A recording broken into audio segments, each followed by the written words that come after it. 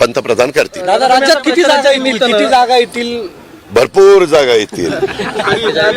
दादा तुम्ही प्रचाराच्या निमित्तानं सोसायट्यांमध्ये जाताय, त्यावरती तुमच्यावरती टीका केली जाते की उपमुख्यमंत्री आहेत आणि तुम्हाला नगरसेवकांसारखं सोसायट्यांमध्ये जाऊन मला लोकांच्यात काम करायला आवडतं. तुझ्या घरी पण मी उद्या यायचं असेल तर येऊ शकतो. मी सर्वसामान्य कार्यकर्ता आहे. मी वरच्या स्तरावर पण पंतप्रधानांच्या बरोबर पण सभा घेऊ शकतो आणि खाली सोसायटीमध्ये जाऊन देखील त्यांचे प्रश्न समजून घेऊ शकतो. मला फार स्वतःला मोठा समजत नाही. तुम्ही डाऊन टू अर्थ ज्याला म्हणतात तशा पद्धतीनं काम करायचं असतं आणि मला त्याच्यात कुठलाही कमीपणा वाटत नाही.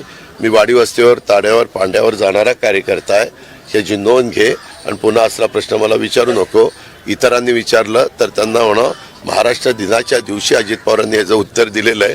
त्याच्यावर ही तुम्ही मला एक सांगा रे, आज देशाची निवडणूक आहे.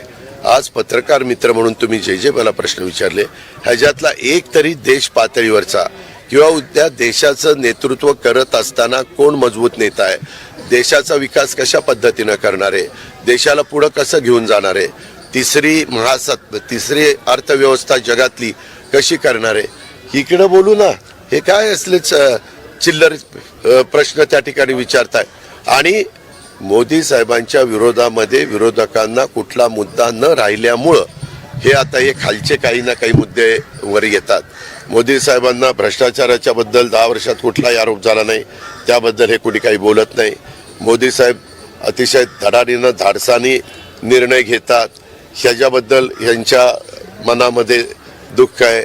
मोदी साहेबांच्यामुळं हे अनेकांना सत्तेपासून बाजूला राहावं लागलेलं आहे आणि त्याच्यामुळे यांनी सगळ्यांनी इकडून तिकडून मताची विभागणी होऊ नये म्हणून सगळ्यांनी एकी केलेली आहे आणि मोदी साहेबांना टार्गेट करण्याचा केविलवाणा प्रयत्न करतात.